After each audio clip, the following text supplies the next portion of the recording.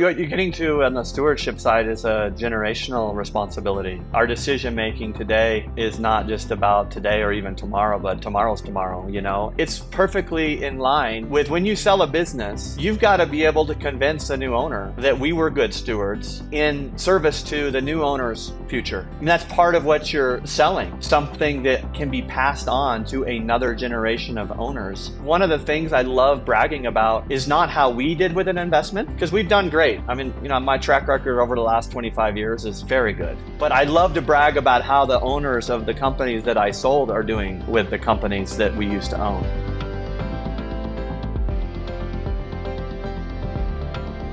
Hello, everyone, and welcome to this week's edition of The Conscious Capitalists with myself, Timothy Henry, and my partner in making the world a better place through business, Raj Sisodia. Hey there, Raj.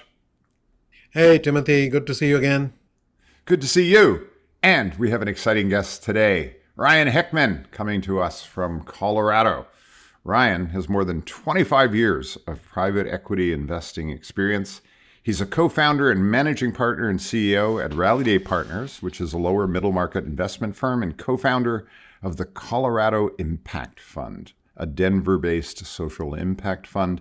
Previously, he was the CEO and chairman of EVP Eye Care, a regional provider of surgical eye care with operations in Arizona, Colorado, and Texas. And prior to this leadership role, he was an EVP of eye care. Ryan had co-founded Exceller Partners, a private equity fund with approximately $1.3 billion of capital under management. So he's got a little bit of experience in this private equity world. Beyond that, one of my favorite parts of the story is that he's a two-time Olympian in skiing. He's the chairman of Civico, a Denver-based leadership development organization that he founded with a number of governors from Colorado. He's a founding board member of Endeavor Global Colorado and sits on the board of trustees at the University of Denver. He fits all of that into a life there in Colorado in which it's very rich and very involved in his local community, well beyond just what he does in private equity. Ryan, great to have you today. Welcome. Thank you. I'm inspired to be here today. I'm really excited about this conversation. Well, thank you.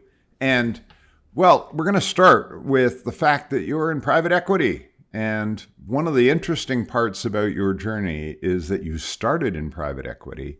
You went over to a CEO role and ran a business, grew a business, and now you're back in private equity. And so this time, what's different? And how are you approaching private equity differently at the firm you've started, Rallyday? I'd have to start that answer with how I got into private equity. I was an athlete, as you pointed out. I didn't really go to high school. I tried to get into Stanford with no GPA, SAT, or ACT. They almost sent me like a cease and desist order when they denied my application. I then tried to get into the University of Colorado and got denied, our state school here. And the only way I got in was my librarian went and appealed to the applications director. And I was on probation for my first 2 years of college.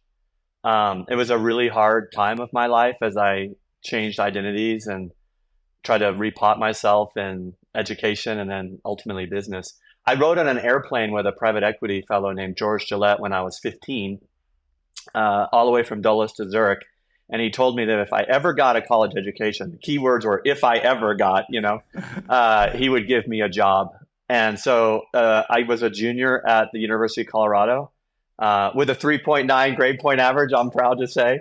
And I called him and I said, so George, about that job. And he gave me a job. And so I've had a long private equity career in part because I started at a young age. Most of the time you kind of matriculate into those roles through banking or whatever. So I would say for 24 of the last 25 years, I felt like I was on probation in my industry. I always felt like I got in through the back door. I don't have an Ivy League education. In many ways, I'm proudly a blue collar private equity executive, if there was such a thing. And it's been a joy of my life. I would pay money to do this work. I would say that halfway through my time in business, I was in Orlando, Florida, at a conference with a bunch of other private equity dudes, and I'll use that word with some air quotes, because it's mostly a male-dominated industry. And I was looking around this big conference room, thousands of men in blue blazers, and I was sort of in my mind making fun of all these lemmings, you know. And then I looked down on myself, and I had a blue blazer on and this dumb lanyard, and I was like, "What the hell am I doing with my life? You know, do I want to be one of these people, or do I want something more?" And to use Raj's words, I had an awakening. I think for most of my loved ones and peers, they thought I had had like some sort of midlife crises. But it was more of a crisis of mortality, crises of purpose that I encountered very quickly and swiftly decided I was going to buy a little business, no matter how small. And I was going to get in the arena as opposed to being a spectator or a backseat driver, as a private equity executive can become, and just do it. And I was willing to fail. And it's an important point. I didn't take any outside money because I was very insecure about whether I could move from the back seat to the front seat. I knew how hard it was. Really admire the profession of being a CEO. And that, of course, caused even more stress for me because, I had to put a lot of my personal net worth into the company. But I built the company from roughly 11 employees to 450 employees over about a 5-year span, and became the dominant player of our industry in Colorado, Arizona, and Texas, and sold it to a private equity fund. I had run out of money, and sleepless nights were becoming a habit more than the exception. And I felt like I needed a capital partner to take some of the risk and also fund this rather large deal that was very important to our future. So I reluctantly went to an investment banker and said, I hate to tell you this, but I need to raise some money. And I worked for that private equity firm for 2 years. And that was sort of an out-of-body experience to go from having been a private equity person, executive, to building my own business, to then reporting to a private equity firm. So what I realized then is that the only thing worse than being a private equity guy was reporting to a private equity guy. We hired my replacement, and I moved to the chair role, which is a common continuity strategy for those kinds of succession situations. I really love the current leader. He's still there, Christian Ellison. He's a great guy, and the business is continuing to flourish under his leadership. But I had a year and a half to really think about what my next was.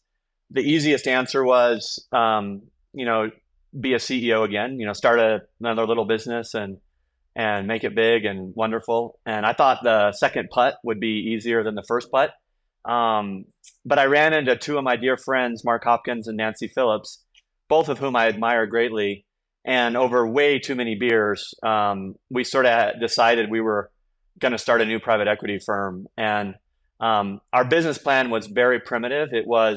We made a list of everything wrong with our industry and kind of put them into categories. And then we simply created an innovative solution for each of these core areas and took that platform and concept to market in September of 19. And then went to about 76 investors. 71 of them said no. And 5 said yes, and we were funded. And we've done very well. We've raised now our second fund after a very successful first, and it's been how would I say? I would be willing to fail doing private equity the way private equity that Rallyday is doing it. I'd be willing to fail doing it our way. It's more important to me at this phase of my life to do it the way we are, and it's fun that we're actually winning. So it's been a great journey. So Ryan, as you know, private equity has been a lot in the news lately, and there's a lot of criticism. There are a few books out recently talking about the externalities, if you will, or some of the negative consequences. So talk to us about what were some of the things that you saw wrong or lacking in the traditional private equity model, and how have you changed that with Rallyday? Well, the first and probably most powerful innovation was the three of us founders were all CEOs and business builders in our careers. And it strikes me as an obvious innovation that the people who run a business building organization should have probably built a business. But our industry is structured around raising capital, not necessarily building companies. And that fundraising cycle and fundraising pattern that the allocators of capital recognize are all around the finance function and less about business building. And so there you get into a distinction between being an investor or a business builder. So we're business builders, not investors, number one. We're not a do as I say, not as I did organization. We're built by founders for founders of companies. So that was one big central theme. Another one is around alignment. Private equity gets paid more current income based upon how much capital they manage. And so there's a race to size and quantity and not a race to quality. And we made a decision that we were going to remove that incentive entirely from our system. So we are on a budget model, which means our investors approve my salary and bonus every year. And I'm very proud of that. And it means that I get held more accountable to them as one of my stakeholders, and that I have no incentive to get bigger. I have every incentive to do quality work. A third one is intent. We just want to be very helpful to our founders who are running these companies. Many of them are going through a lot of change. And so we've tried to build the firm around the founder being our core customer as opposed to the investor. And we're unabashed about that, by the way. And we've told our investors that, among other things that some of them wince at. But we think that, the returns are an output, if you will, and the inputs are an entirely different thing. And we're very focused on the inputs, not the outputs. Well, I love that you've taken a different approach on the incentives. And just for the audience, right? The typical private equity approach is what people call 2 and 20, right? So, you get 2% of the capital every year that you've gained. So you have $1 billion fund, you get 2%. You got a $10 billion fund, you get 2%. And that's what you're referring to in terms of the current income. So the bigger the pie, you get your 2% regardless of anything else, right? And then the 20% is what you get in terms of your share of the profits when you exit a deal. So this 2 and 20 is basically one of the foundation elements of what drives private equity. And so when you start talking about the budget model, say a little more about, they approve a budget, but how does the incentive actually line up differently?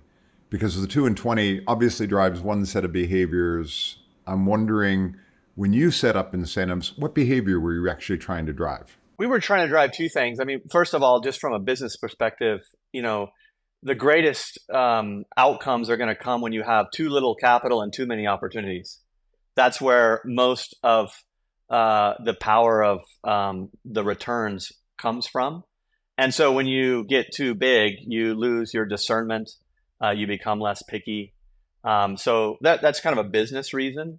I think another reason that we did it was, we want to have fewer companies that we can give a lot of love to, and not a huge portfolio that becomes just part of what is becoming kind of a conglomerate structured industry today, much like in the 70s and 80s. And so we want to have a more concentrated impact with fewer founders and companies. And the other incentive here is we don't want the people that we serve, our founders, to think that we're just investing in their company to make more current income.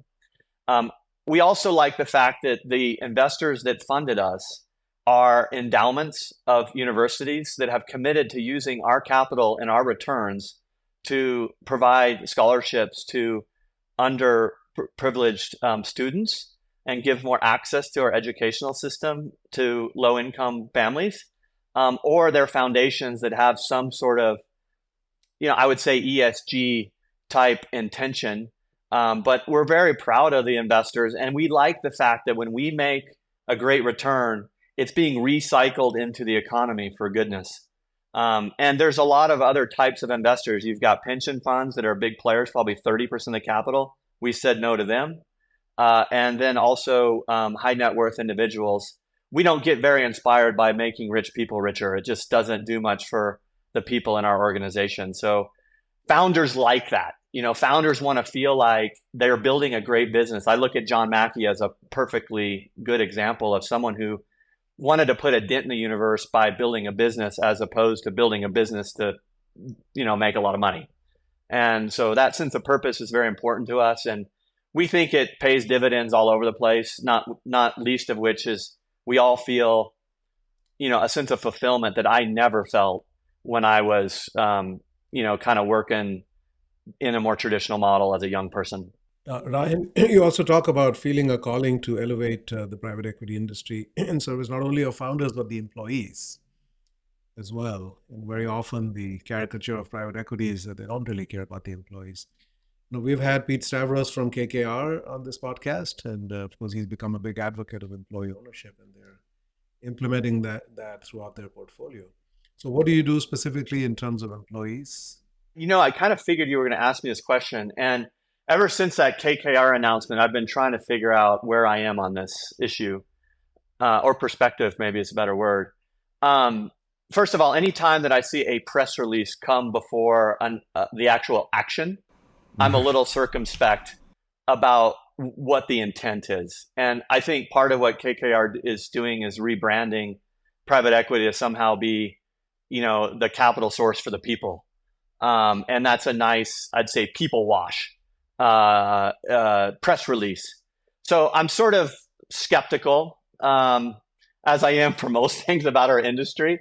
Having said that, I think employee ownership is terrific. I mean, a little known secret is that most private equity firms have been offering employee ownership for 20, 25 years. At least in my case, it's always been a central part of what we do. And it's less about being, a capital source for the people and more about, we feel like if people row just a little bit harder together in the same direction, that we're going to do better. So it's more of it has a business purpose. I question whether ownership comes from the reward of ownership, or whether the ownership comes from making the investment in dollars and time. I liken it to, what if you showed up at high school graduation and your son or daughter was on stage, getting their diploma, but you didn't go through all the hard knocks of the first 17 years of caring for them. And, it would appear to me that the real pride and joy that comes with ownership is not just the reward, but the struggle. And so, I'm not sure. I believe in employees just getting equity for free at every level. And I say that very genuinely. I'm not sure. I have really been debating this in my mind. At the end of the day, though, KKR is moving the needle in the right direction, and they should be commended for that. I think there's other things, though, that employees want. And so I'm also trying to gauge what is the right, construct of ways that we can add to employees' lives, which is very important to our firm, I should add. Some of them are a sense of purpose. That's a big deal. Some of them are pride in their organization. They want to be able to go home and tell their loved ones and their families that they work for a very worthy organization, and kind of have that swagger or pride associated with that. They want belonging and they want acknowledgement. Employees also want to be in an organization that invests in their development. I find it sort of interesting that most leadership development is at the top of the org chart and very rarely at the bottom, quote unquote, where the actual service and customer delivery is performed. And I think we're out of whack there. So at Rallyday, we are giving ownership to our employees, but we're doing all these other things in service to a very employee-centric mindset where we win if they win, and we're proud of that. I'm not sure the press release of giving ownership to everybody necessarily hits the mark. I think it's much more holistic than that, I would say. So Ryan, hearing you talk about this is really inspiring. I actually get goosebumps because it's so much of what we think is the right way of running a business, right? This employee-centric view with, in a sense, a discipline around, yes, we have a good strategy and we have a good operating model, and we have this employee centricity that helps bring out the performance that we want.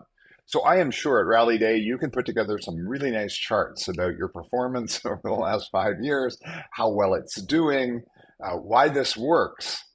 And yet, the industry seems so skeptical of this kind of approach, when after listening to you speak, it just seems like common sense. So what's going on in the industry? Is it really around the incentives? Because the way you describe it, it's like, yeah, that's the way you should run a business. That's the way a business does reach high performance. And I'm sure you've got results behind it. So what's going on when you make your presentation and saying, hey, here's how we do things and here's the great performance we're getting? Well, our intention all along was to do it this way in hopes that others do too. And we have like a Linux mindset in terms of open sourcing everything that we do. And anytime I get a chance to speak with other private equity executives, I try to share some of those success stories and case studies and make the case. I think, like anything in life, until you're forced to do something and things are going really well, you're probably not going to change. I mean, you could say that about marriages. You could say that about jobs, relationships. What's that expression? Necessity is the mother of invention. You could use that sort of philosophy to explain the answer to your question, Timothy. And I think we're entering a phase like that.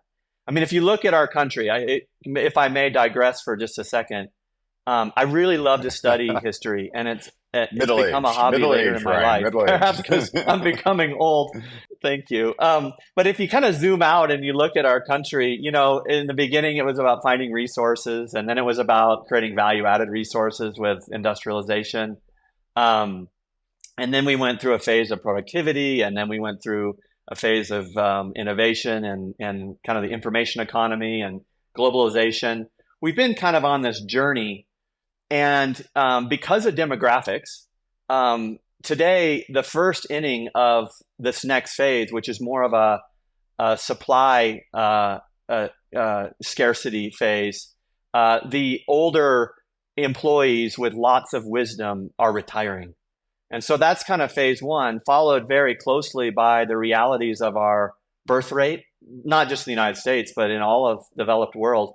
The replacement rate's roughly 2.1, and depending upon the country, even India, for example, Raj, I think these studies, but we're around 1.5. And by 2040, I think it is, we're going to start declining as a population. And, then we become like Japan, where it's very difficult to have economic growth and care for our older people with the younger workers.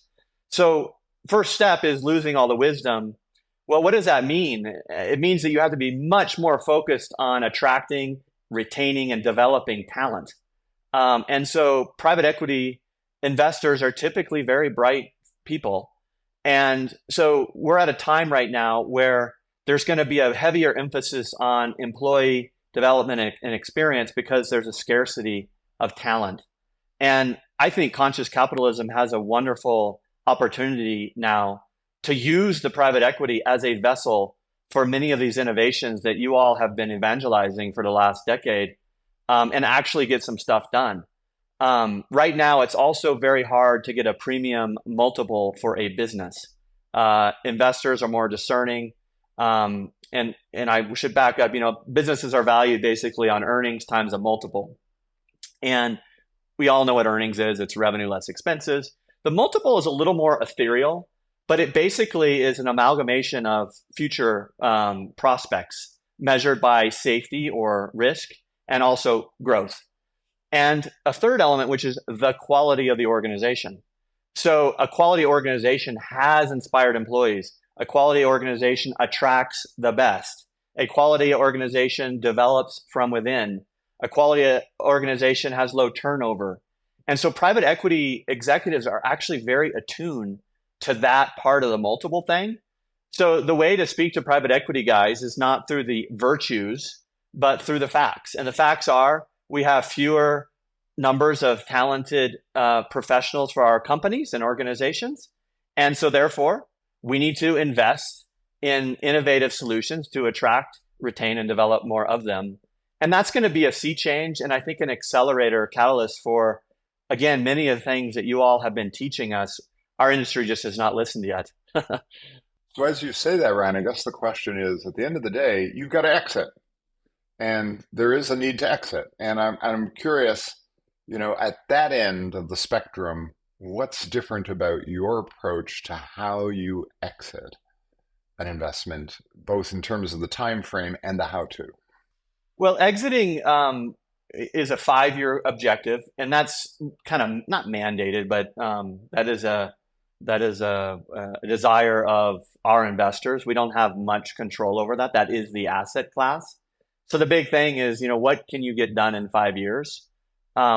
We try to park all of the conscious capitalism curriculum in the first 6 months. We start with purpose, and we interview all the employees to find out what they're inspired to do when they come to work as a first step. And then we develop a strategy with the executive team that is in service to that purpose.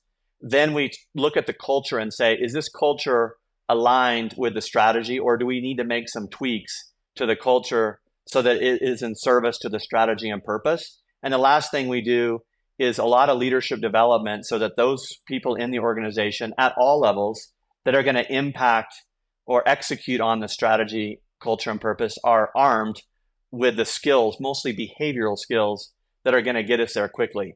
We do that because if you've only got 5 years, you better get to it.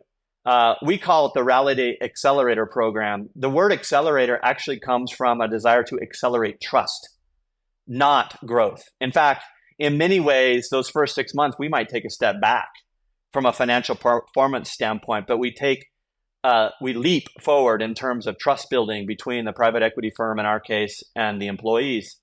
Again, employees want to follow an owner who stands for something bigger than just making money. So a lot of that is established in those first 6 months.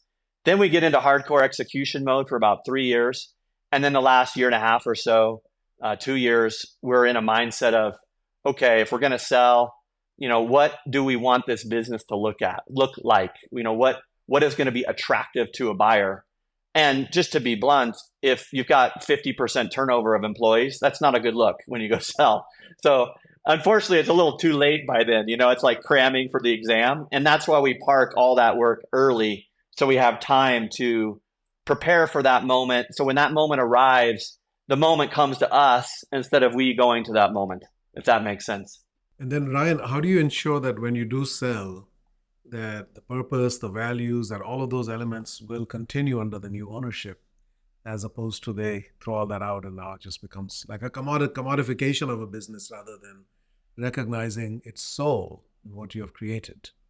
I mean, the sad truth is we have no authority relative to that outcome.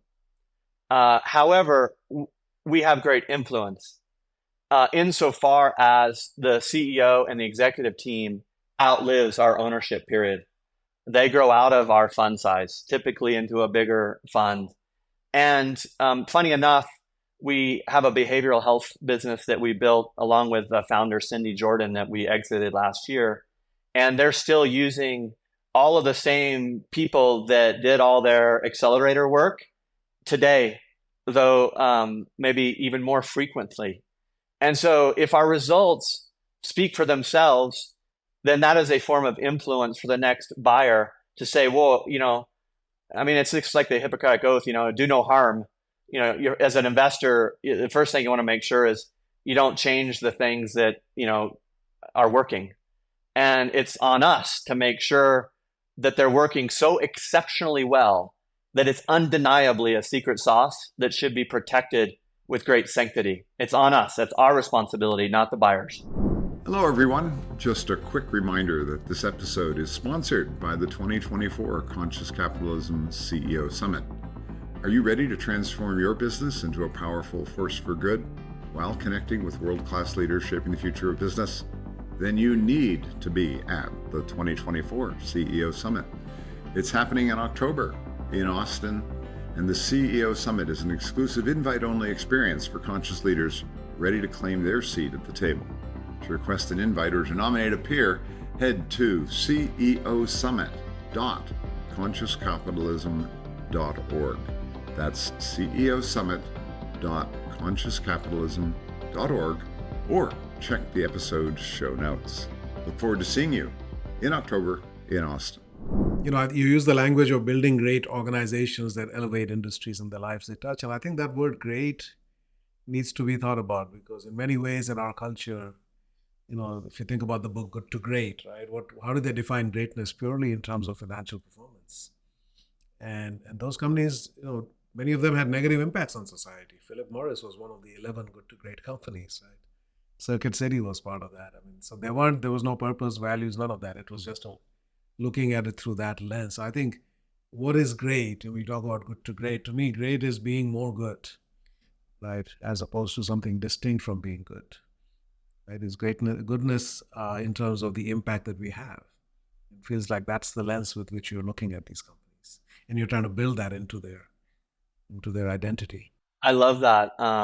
Goodness has such a different ring to it than great, to your point. It is interesting, by the way, to look at good to great and look at the case study companies and look at how many of them have encountered hard times. Raj, what you're pointing out to some extent is, the true test of all this stuff is, when you've got revenue declines or you're facing headwinds in an industry, as a leader, what do you do? Do you ditch all the soft stuff? And I just put that in air quotes for those listening. Or do you double down on those things? And, I'm proud to say that we are the type of business builders that lean into culture and purpose when things are bad, because that's precisely when employees need more goodness versus less. I think it's human nature to go bare bones and get to perhaps a more pragmatic approach to adversity. But I would suggest that that's probably counterproductive. Yeah, I know. I love that. You identify the most important leadership skill as courage. And you say, with strength of heart, everything good naturally follows. I think that's what you're referring to here. Bob Chapman talks about courageous patience. It takes courage to be patient, especially when conditions are tough, right? Like a financial crisis or a pandemic, etc. And so courage, of course, is probably the most significant, important virtue, right? But the Stoics also talk about wisdom and temperance and justice. So is your belief in courage, is that related to the Stoic virtues, or where did you arrive at that particular one? Well, first of all, I love it when I meet people that understand or embrace the fact that courage is not the absence of fear. It comes from the core word core, and it means, a strength of heart. I think you could also say it's strength of your conviction. And I suppose I learned that through, failing a lot. I was in an individual sport as an Olympic athlete. And what's different about an individual sport versus a team sport is, generally speaking, in a team sport, you have a 50-50 chance of winning. There's some variance depending upon who you're playing. But in general, a team athlete wins a lot more than an individual athlete. In fact, when I retired from my sport, I was ranked 9th in the world and never won a competition. You think about that. I never got to feel that W in my entire career.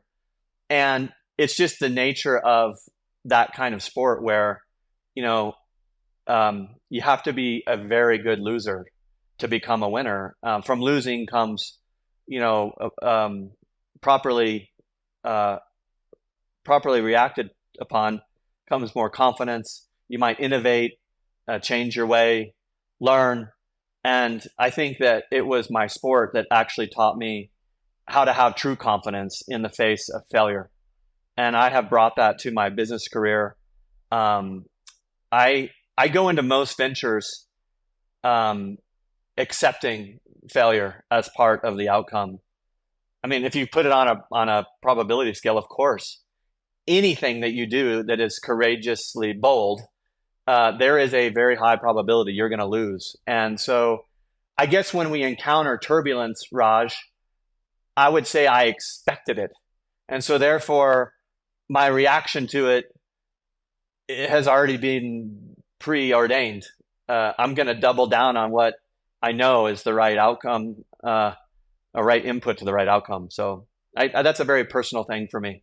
Yeah, and your background is exceptional, of course. I mean, how many ex-Olympians do we have, in your kind of roles? And I'm sure that informs a lot of what you do. I'm reading a book called The Inner Game of Tennis, which is a classic book from 50 years ago now, right? Which talks about there are two games. There's an external game and an internal game. And mastering both is is essential for excellence. And I think those lessons apply in business as well, right? Not just in athletics. It feels like you're bringing that in, and then you're able to convey that to people who don't have your background. But that's where you honed that.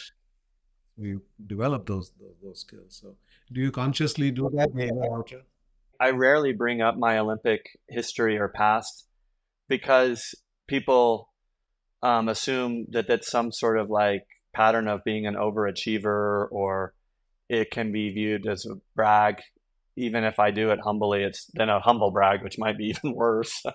But the fact of the matter is, it was a very hard life, and it was a very lonely life for me as a young person. And I overcame more adversity than any accomplishments. And I think that, funny enough, my Olympic experience is why I'm so humble. I mean, I don't know how I explain that necessarily perfectly on this podcast, but that's the truth. And I think that's one of the reasons that, I thrive in this industry, is just you can be more brave when you've already accepted failure as a potential outcome. Well, you used one of my favorite words right there. And I know we were just talking about great and good, but I like that word thriving. I like to think of like, how do we create thriving businesses and thriving communities, and thriving people?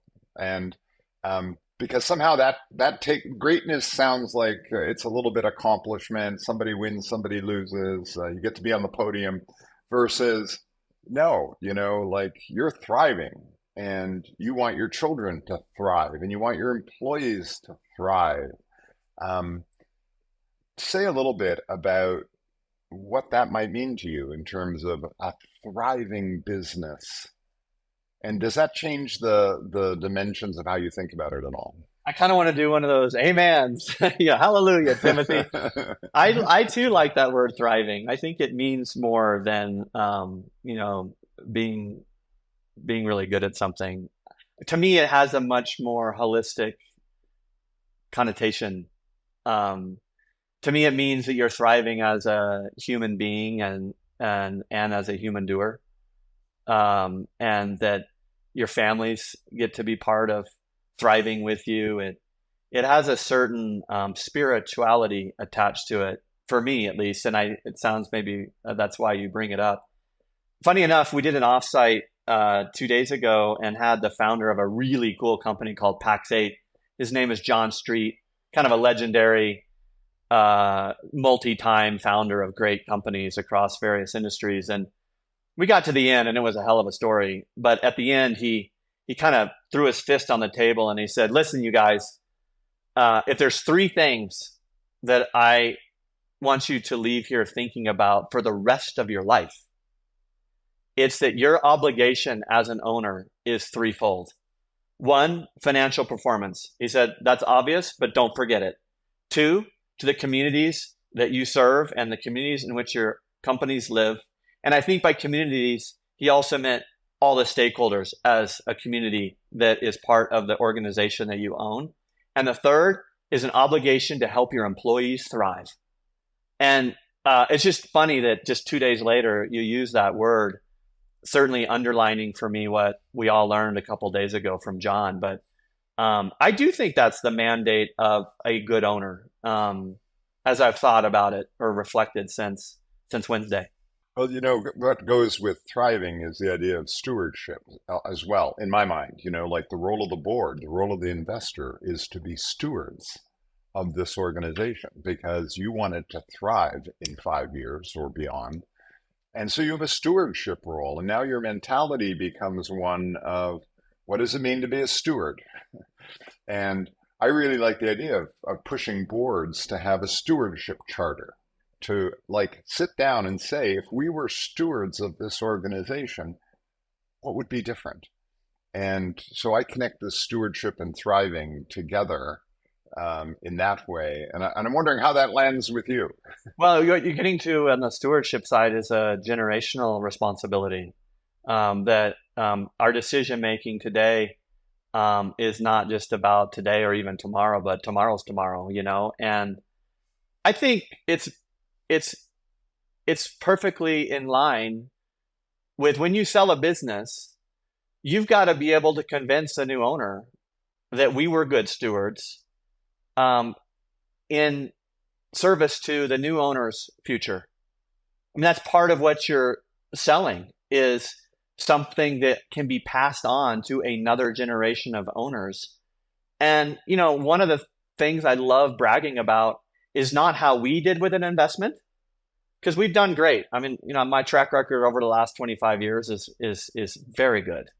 But I love to brag about how the owners of the companies that I sold are doing with the companies that we used to own. That to me is a greater source of pride. And I think that's the stewardship mindset. And it's between those two words, Timothy, I think you're really onto something. Yeah, and Ryan, it feels like you're playing what's called the infinite game rather than the finite game, right? The finite game is short term. There's a winner, loser. You move on. Infinite game continues forever. I mean, these companies can become eternal if we set them up right, right? They don't ever need to perish. And I think that's a big part of what you're doing. And I you like use some that. It's interesting inspiring, words. Rush. Yeah, thank you. The infinite game idea, I think Simon Sinek has a book on that based upon an existing idea. But you use some interesting words, and words are important on your website when you talk about the different kinds of capital that you bring. And you talk about the human capital. The phrase that you use, there's several things in here. We back monster leaders. I want to understand what that means. Monster leaders who are talented, lifelong learners.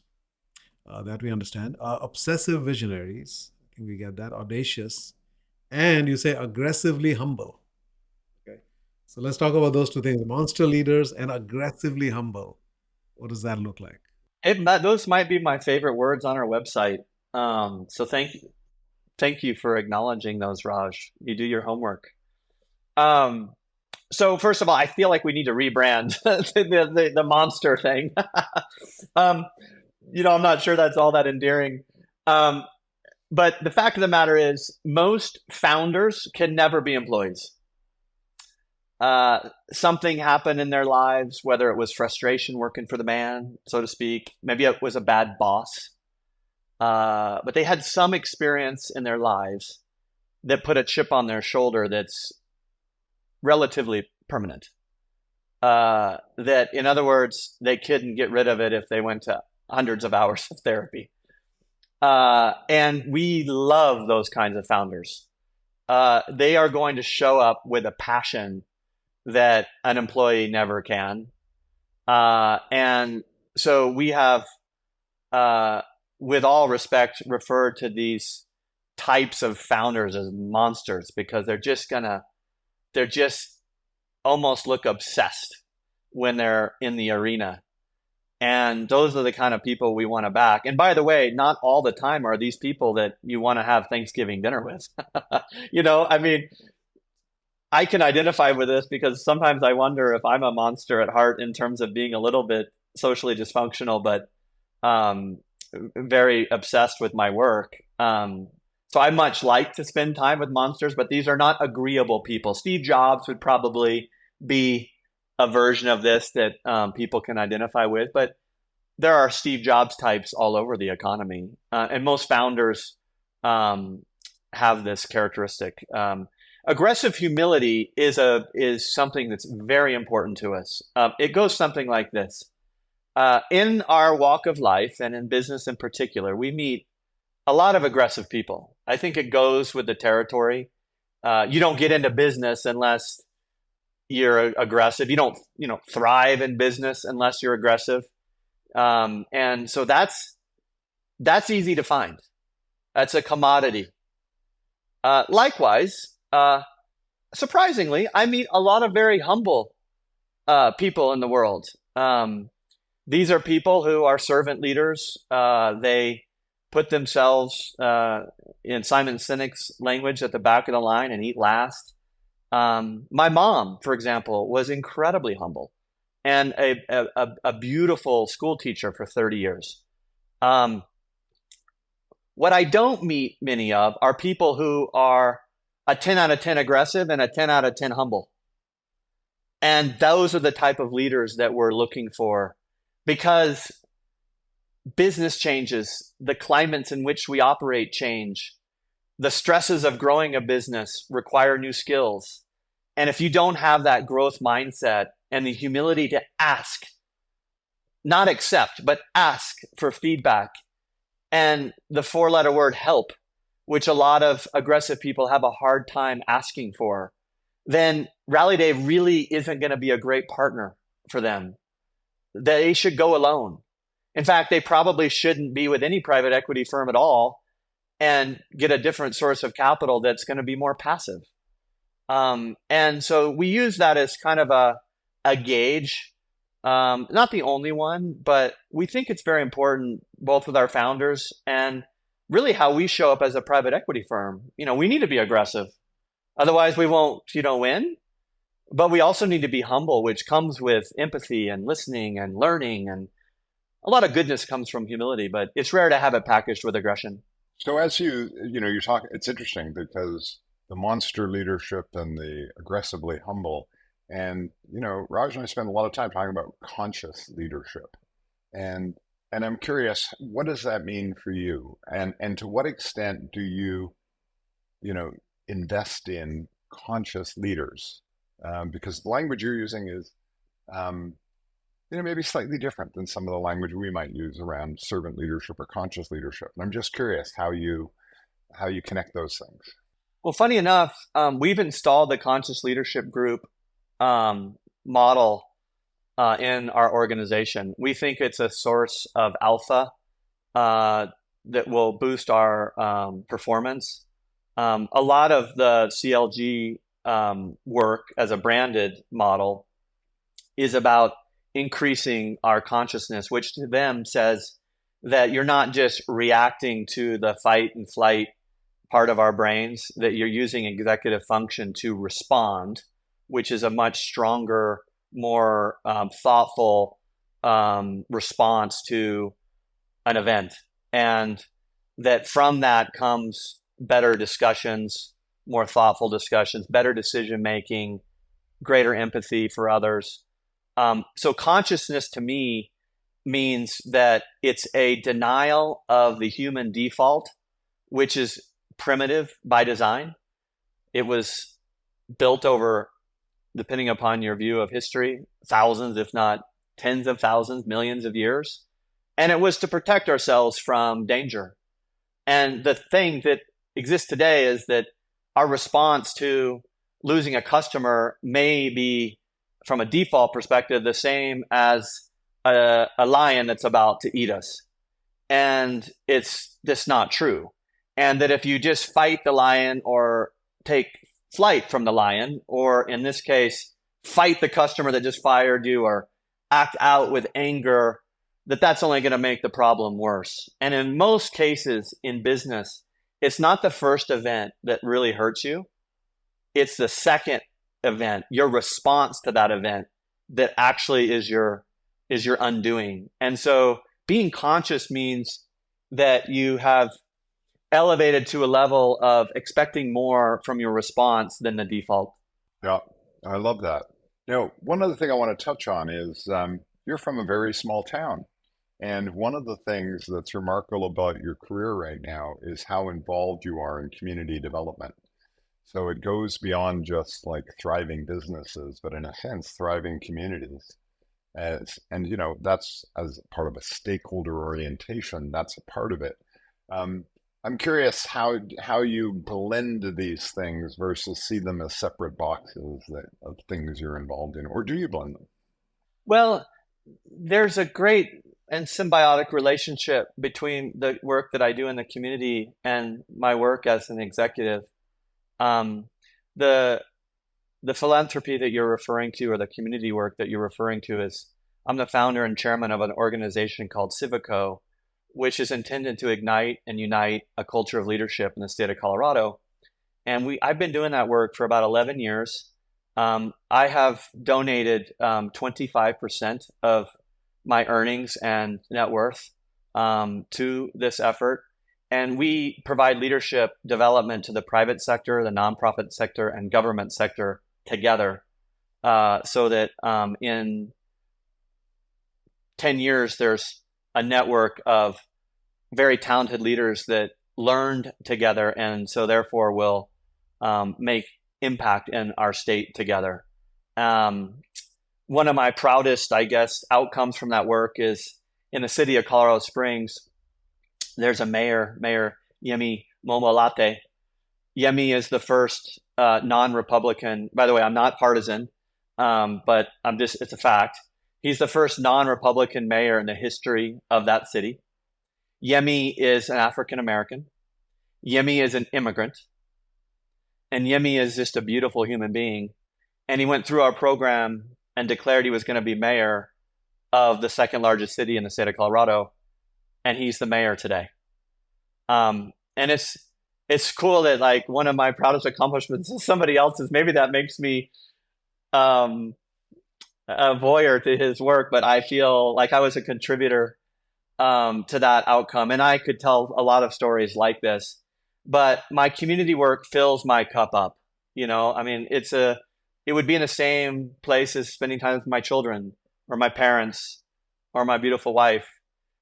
Community is every bit part of filling my cup so that I can share the juice with others. Just last night, for example, I addressed the University of Colorado football team about the difference between winning and service. And I woke up this morning super energized to kick some ass today, And so I would say I've invested 25% of all of me into that work, but it's given me, 100% back, So like any good investment, I've gotten more out of it than I put into it. And I hope that when I die, some of the people that went through my program, look up at the sky or wherever they look spiritually and celebrate the work that we did together. And it's more of a eulogy type metric of success versus a resume type metric or approach to success. And I'm very proud of it, and it's a big part of my life. Well, we often say that a leader leaves a wake, and the wake that you leave, Ryan, is a very wide one, and the world's a much better place because of that. So thank you for all the great work you're doing in changing an industry, and the way you're approaching the work you're doing in the community. It's just inspiring. So thank you so much for being our guest and all that work you do. If you would give me a second to please thank you all properly, because I don't think many of your guests on these podcasts maybe do it as impassionedly as I would like to. I mean, first of all, Raj, the book, I've read every one of your books. I've attended your conferences. Your wake has in some ways made my wake. And so any compliment that Timothy just gave me, you are part of that legacy that we all want to produce in an indefinite way, as you so beautifully put it. And at times, Raj, I'm sure as an evangelist, you've had doors closed in your face, and depending upon the economic cycles and what's going on politically, I'm sure there are times when you go in and out of fashion, and you've had the courage to just stay true to these values, and you've done so with all of yourself. And I know that, and many of us do. And so thank you for that. Timothy, you are connecting conscious capitalism to a much broader audience. And I'm excited to work with you in a couple ways. We're going to start a conscious capitalism chapter in Colorado. So that's my number one thing I'm going to do in return for what you've given my life. But number two, I think there's a real opportunity for us to use conscious capitalism as a curriculum for the private equity industry. And I want to do everything that I can to elevate private equity through the elevation of your work and passion. I would also like to thank Karen, your CEO of Conscious Capitalism. What you all do is hard, and you do it with such grace and I would say ability. And I'm just super proud to be part of your community. And I'm just very thankful for your work and optimistic that you've only scratched the surface. We're in the second inning, and we're going to kick some ass for the next 7. So thank you for everything that you do. Well, thank you, Ryan. And just put a little plug. Ryan's going to be on a panel that I'm going to be helping run at our CEO Summit in October. And the topic will be a lot of what we've talked about today. How do conscious leaders and conscious businesses access conscious capital within either the private equity or the impact world? And so, Ryan, thank you for doing that. And if you want to hear more from Ryan in person, please consider our CEO Summit in Austin in October. Thank you, Ryan. It's been a real great time to have you here today. Thank you. Thank you both. It's been a real pleasure. And if you enjoyed today's podcast, please, on whatever channel you're listening to, hit the subscribe button. And if you'd like to, go over to Apple Podcasts and give us a rating and leave us your comments. We're always keen to hear what you think about what we're doing. Thank you so much. And thank you to Conscious Capitalism, Inc., which sponsors our podcast, and to Rainbow Productions for putting it together and making it work. Thank you all. See you next week.